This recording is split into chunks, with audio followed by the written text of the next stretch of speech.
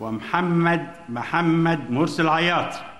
Mohamed Morsi narrowly escaped the death penalty. He's been sentenced to 20 years in prison without the possibility of parole for what the prosecution says was his role in the arrests and torture of protesters at the Ittihadiyya presidential palace in 2012. 3 protesters were killed. He can still appeal this conviction, but he also faces several other charges, including an attempt at a prison break in 2011 where some prison officers were killed. A verdict on this is expected next month. Spying. He's accused of conspiring to commit terrorist acts in Egypt with Hamas. Leaking state secrets and endangering Egypt's national security.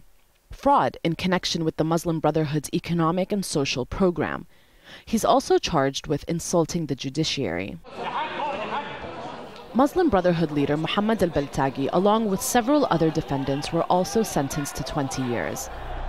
It was a long road to Egyptian democracy. In 2011, Hosni Mubarak was kicked out of office during a revolution against his rule.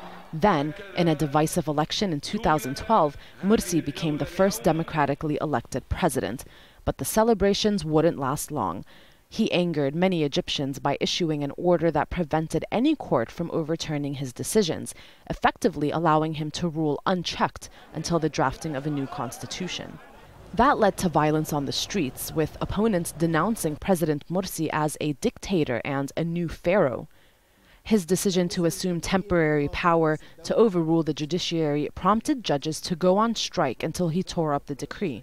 Morsi sacked the head of the armed forces, Mohammed Hussein Tantawi, escalating a power struggle between the military and the president. I guess a decision has been taken by the military before running these elections, the first democratic election, fair elections, that at a certain point the military will intervene and take over. On June 30th, 2013, millions of people rallied across Egypt calling for his resignation. 3 days later, the man who Morsi appointed as the defense minister, Abdel Fattah al-Sisi, led a coup that removed him from power.